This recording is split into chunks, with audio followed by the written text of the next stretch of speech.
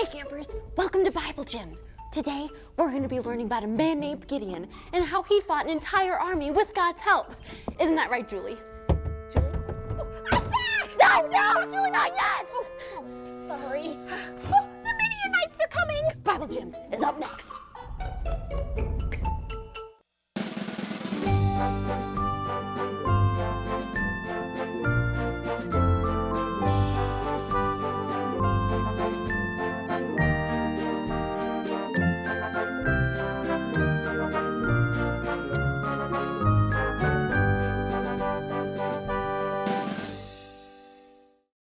Welcome, boys and girls, to Bible Gems.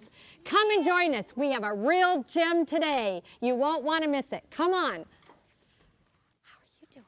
Yeah. Auntie Linda, I found the most amazing Bible gem ever.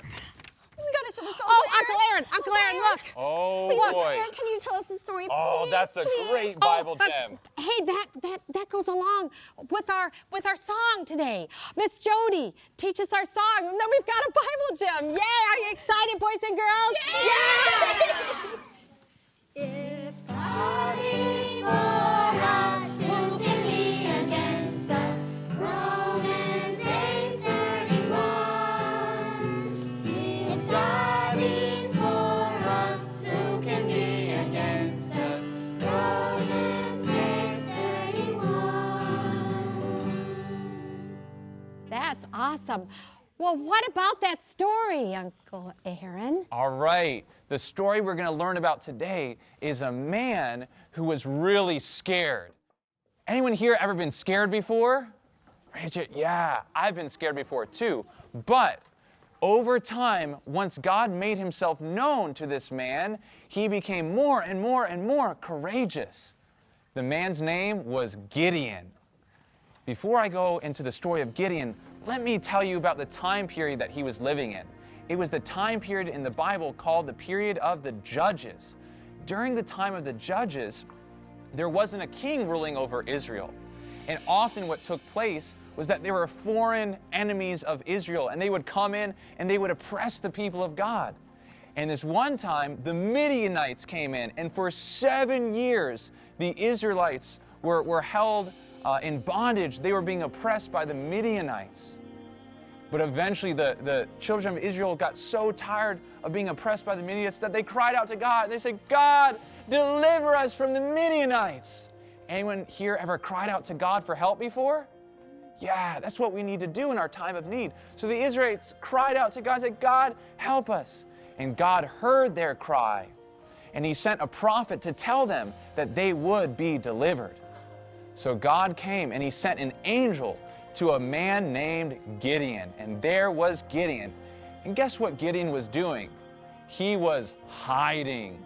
He was scared of the Midianites. And he was away at his father's wine press. And he was in secret because he was afraid of the Midianites. And there comes the angel of the Lord, came right to Gideon and said, Gideon, you're a mighty man of valor. And I'm going to use you to deliver the Israelites. Was Gideon ready to go right then and there? No. He said, really? Me? I'm the least in all of my clan, in my family. I'm the smallest, I'm the littlest. I can't do that. But God reminded him that he was with him. And if God is with us, that's all that matters, right? God is with us. Who can be against us? So Gideon said, okay, God, I'm going to come and I'm going to make you an offering so I know it's you. And so Gideon brought God an offering and boom, it set on fire right in front of him. And he said, whoa, God really must be with me. And then God said, yep, it really is me. Now, what I want you to do before I use you to deliver my people, I need you to go and to tear down the altar to Baal that your father has in his front yard. Okay, but if I tear it down, all the people in the city are going to want to kill me. God said, you got to do it because before I can be fully with you, you need to get rid of all of the idols in your life.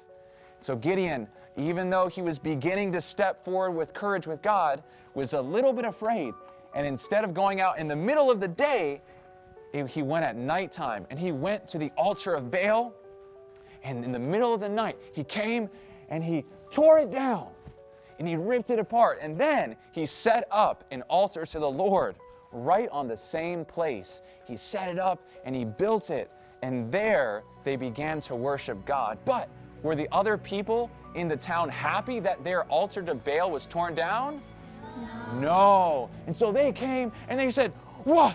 Who tore down our altar? Who did it?" And someone said, "I heard it was Gideon." And they said, "Oh, where's Gideon?" They went looking through and said, "Where's Gideon? We're going to kill him." But then Gideon's dad stepped up and said, "What? You're going to defend Baal? Baal is the one whose altar was destroyed. Let Baal defend himself." And they said, "Well, that makes a lot of sense. If our God is really that powerful, we should let him defend himself." And so they gave Gideon a nickname. Who knows the nickname they gave to Gideon? Anyone here? No? They named him Zerubbabel. Zerubbabel, which means let Baal defend himself. It was a name in honor to the glory of God. So there was Gideon and said, "Wow, God is really with me." Now, was Gideon ready to go right then and there? No, not yet. He still needed to make sure that God was with him. And so what Gideon did is he went and he grabbed a fleece. He grabbed the fleece and he said, "Okay, God, I'm going to put it on the ground here. And if in the morning the fleece is wet, well, then I'll know that you're with me." And he went to bed that night and he woke up in the morning, and guess what happened, boys and girls? The fleece was soaking wet. And so he said, "Oh, okay, God must be with me." Was he ready to go then? No. He said, "Okay, God, don't be mad at me, but I want to give one more test. I want to put the fleece out again, but this time, the way I'll know you're with me is if the fleece is dry and the ground around it is wet." So there he went, and he put out the fleece, and he went to bed that night. And he woke up in the morning, and he came back out to the fleece, and guess what?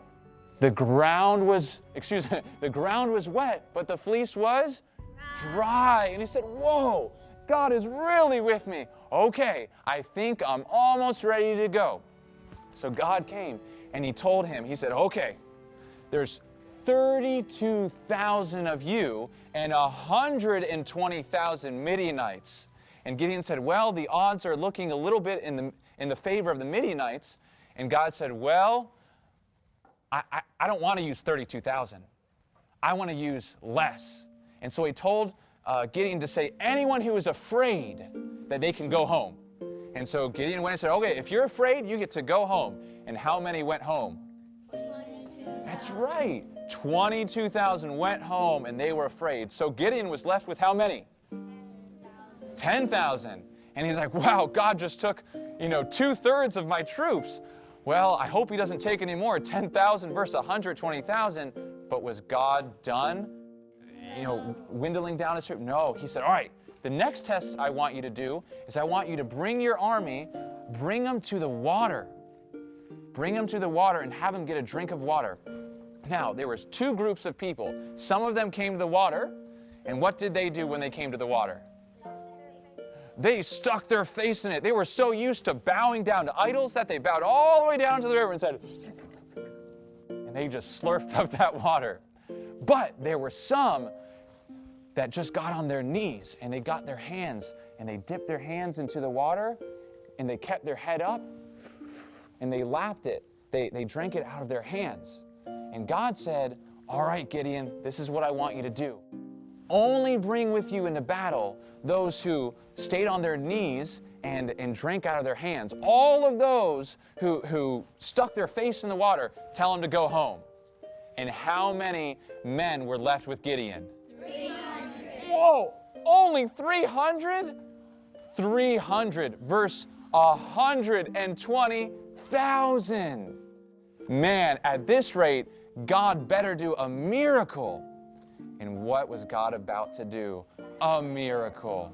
And so Gideon, he said, "Okay, I'm still a little bit nervous, but I have the confidence that God is with me."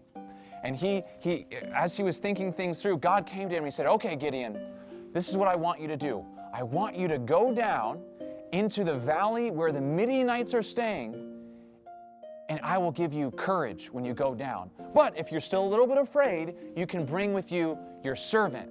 And so Gideon, he was still a little bit afraid, and so he brought with him his servant. And he got up and he went to spy on the Midianites. Now, let's go together.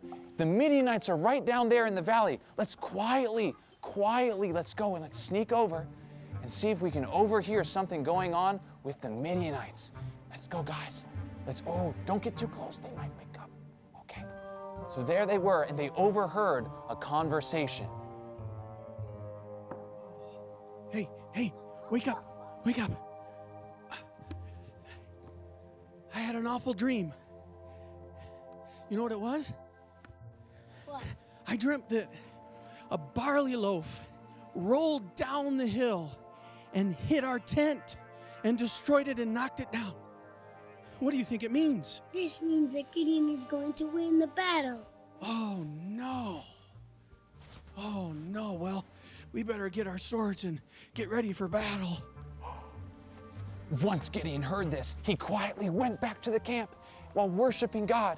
He went back to the camp and he said, he got his 300 men together and he said, guys, okay, God is with us, and this very night we're going to defeat the Midianites. So he gave them all a lamp. He gave them all a lamp into their hands, and he gave them a clay pitcher, jug there. And then they all had trumpets, and they went out, and they split up into thirds. So 100 went over there, 100 went over there, and 100 were here. And they went all around the valley. And all together, right before they attacked, they cried out. The trumpets began to blare. And they cried out, the sword of the Lord and of Gideon. The sword of the Lord and of Gideon. The sword of the Lord and of Gideon. The sword of the Lord and of Gideon. And then there was mayhem in the camp, and something began to happen. I can't see anything. It's pitch black. I can't either. Can you see anything? They must be coming. I heard a terrible yell. Let's fight them. Come on. And God began to perform a miracle. All of the Midianites began to slay one another. They didn't know who the enemy was, and it was chaotic, and they were stabbing each other, and they didn't know what was going on. And then the army of 300 went into the camp, and they slew how many? All of them, all 120,000. And God defeated the Midianites and delivered the Israelites. Now, boys and girls, you may be scared. You may be a little person with not a lot of strength. But God knows that if He comes and He fights your battle for you, that you don't need to be afraid of anyone, of anything. Do you boys and girls want to have God on your side? Yes. Because if God is with us, who can be against us? Boys and girls at home, I hope the same thing for you, that you bring God into your life and let Him defeat your enemies for you. God is amazing, boys and girls. Remember to search your Bibles and you will find so many precious gems. Well, come back and see us next time. Bye, boys and girls. Bye.